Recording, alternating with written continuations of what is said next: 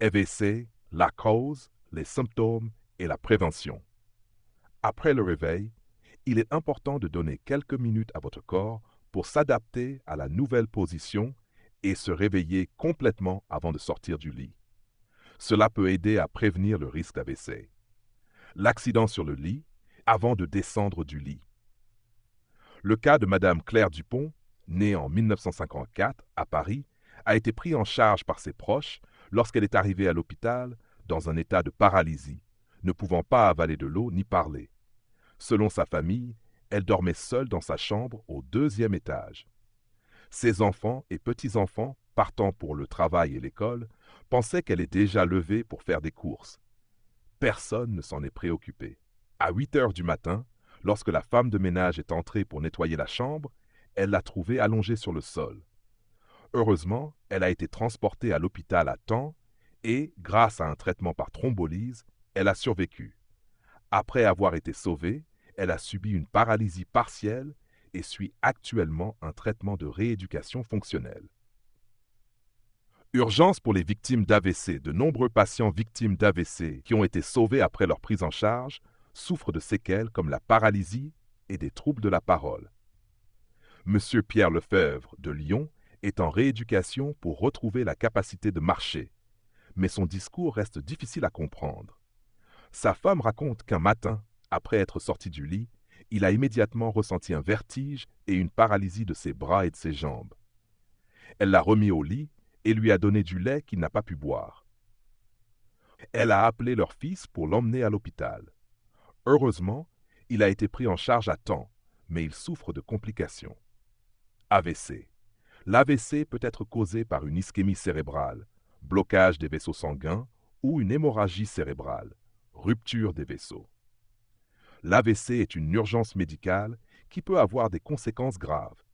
Selon une étude des médecins du service des urgences de l'hôpital universitaire de Paris, parmi près de 4000 patients admis aux urgences en 2024 et 2025, plus de 62% des cas d'AVC se sont produits entre 5 heures et 8 heures du matin.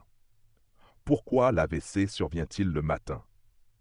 Les AVC surviennent fréquemment le matin en raison des changements hormonaux et de la pression artérielle. Lorsque vous vous réveillez, votre corps passe de la position allongée à la position debout, ce qui modifie le niveau de certaines hormones. Cela entraîne une accélération du rythme cardiaque, une augmentation de la pression artérielle et une tension accrue sur les artères. Généralement, la pression artérielle est la plus basse vers 3 heures du matin, puis elle commence à augmenter au fur et à mesure que vous vous réveillez. Lors du réveil, le corps libère de l'adrénaline et d'autres hormones de stress, ce qui augmente la pression artérielle et les besoins en oxygène. Après une nuit de sommeil, le corps perd une quantité importante d'eau, ce qui rend le sang plus épais et augmente le travail du cœur pour pomper le sang. L'AVC peut être causé par un blocage des vaisseaux cérébraux ou une hémorragie cérébrale. Lorsque la pression artérielle augmente, les besoins en oxygène du cœur deviennent plus importants. Cela provoque une instabilité dans le cœur, augmentant le risque de rupture des plaques d'athérosclérose et de formation de caillots sanguins, entraînant un AVC ischémique, accident vasculaire cérébral dû à une obstruction des vaisseaux sanguins. Une autre cause fréquente des AVC matinaux est la faible quantité de monoxyde d'azote NO au réveil. Le NO joue un rôle clé dans la régulation de la circulation sanguine et la nutrition du corps. La production de NO est maximale pendant la nuit, ce qui entraîne une pénurie de ce gaz vasodilatateur lorsque vous vous réveillez, augmentant ainsi le risque d'AVC. L'AVC peut être évité en contrôlant les facteurs de risque.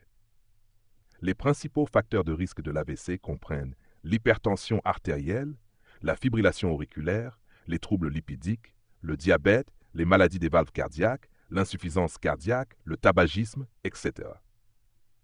Les informations ci-dessus ont été adaptées à partir du texte d'origine et sont maintenant localisées pour un public francophone, avec des exemples français et des noms appropriés. Accident vasculaire cérébral, cause, symptômes et prévention. MER. Qu'est-ce qu'un accident vasculaire cérébral? L'accident vasculaire cérébral, AVC, également appelé AVC ischémique, est une situation où le cerveau subit des lésions graves due à une interruption ou à une réduction significative du flux sanguin, ce qui entraîne un manque d'oxygène et de nutriments pour nourrir les cellules cérébrales. En quelques minutes, si le cerveau ne reçoit pas suffisamment de sang, les cellules cérébrales commencent à mourir. Les personnes victimes d'un AVC doivent recevoir des soins d'urgence immédiats, car plus le temps passe, plus le nombre de cellules cérébrales mortes est important, ce qui affecte la motricité, la cognition et peut même entraîner la mort. La majorité des personnes qui survivent à un AVC souffrent de complications comme paralysie partielle, perte de langage, troubles émotionnels, vision altérée, etc. Il existe deux types d'AVC, l'AVC ischémique et l'AVC hémorragique. L'AVC ischémique représente environ 85% des AVC. Il se produit lorsque des caillots sanguins bloquent les artères, entravant le flux sanguin vers le cerveau. L'AVC hémorragique se produit lorsque les vaisseaux sanguins du cerveau se rompent, provoquant une hémorragie cérébrale. Cela peut être dû à une fragilité des parois artérielles, des fissures ou des fuites. De plus, certaines personnes peuvent souffrir d'un accident ischémique transitoire, AIT, un type d'AVC mineur où le flux sanguin vers le cerveau est temporairement réduit. Bien que les symptômes soient semblables à ceux de l'AVC, ils disparaissent généralement après quelques minutes et signalent un risque d'AVC imminent. 2. Cause des accidents vasculaires cérébraux. De nombreux facteurs augmentent le risque d'AVC, qu'ils soient modifiables ou non. 2.1. Facteurs non modifiables. Âge. Tout le monde peut souffrir d'un AVC, mais le risque augmente avec l'âge, surtout après 55 ans, où le risque double tous les 10 ans. Sexe.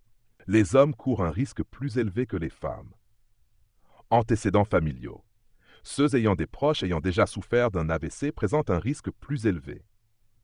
Origine ethnique. Les personnes d'origine africaine ou antillaise aux États-Unis ont presque 2 fois plus de risques que les personnes blanches. 2.2 Facteurs médicaux. Antécédents d'AVC. Les personnes ayant déjà eu un AVC courent un risque plus élevé d'en avoir un autre dans les mois suivants. Diabète. Le diabète augmente le risque d'AVC. Maladies cardiovasculaires. Les personnes atteintes de maladies cardiaques ont plus de risques de subir un AVC. Hypertension. L'hypertension augmente la pression sur les artères, favorisant l'hémorragie cérébrale et la formation de caillots. Taux de cholestérol élevé. Cela peut entraîner des dépôts dans les artères, augmentant le risque d'obstruction. Surpoids et obésité. Cela entraîne souvent des maladies liées à l'AVC comme l'hypertension et le diabète. Tabagisme. Fumer double le risque d'AVC. Mode de vie malsain. Une alimentation déséquilibrée et un manque d'exercice contribuent au risque d'AVC. 3. Symptômes d'un accident vasculaire cérébral. Les symptômes d'un AVC peuvent apparaître soudainement et disparaître rapidement, mais ils peuvent réapparaître à plusieurs reprises. Ceux-ci incluent fatigue extrême, engourdissement soudain du visage, où une partie du visage devient asymétrique, difficulté ou incapacité de bouger les bras ou les jambes, paralysie d'un côté du corps.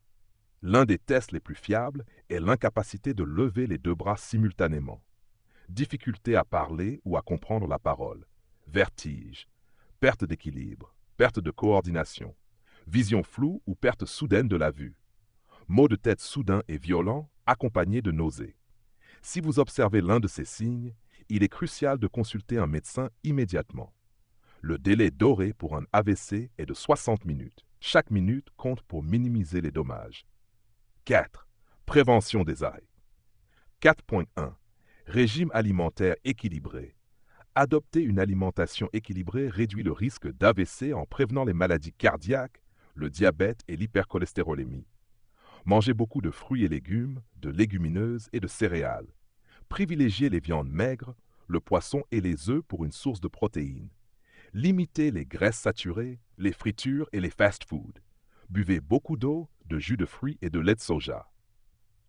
4.2. Exercice physique quotidien. L'exercice aide à améliorer la circulation sanguine et à renforcer le cœur. Faire de l'exercice au moins 30 minutes par jour peut réduire le risque de maladies cardiaques et donc d'AVC. 4.3. Maintenir une température corporelle adéquate. Le froid peut augmenter la pression artérielle, entraînant une rupture des vaisseaux sanguins. Il est donc important de bien se couvrir, en particulier pour les personnes âgées pendant les saisons froides. 4.4. Arrêtez de fumer. Le tabagisme augmente le risque d'AVC. Si vous arrêtez de fumer, le risque diminue et devient similaire à celui des non-fumeurs après 2 à 5 ans. 4.5. Contrôles médicaux réguliers. Les examens médicaux réguliers permettent de détecter et de traiter les facteurs de risque avant qu'ils ne causent des AVC.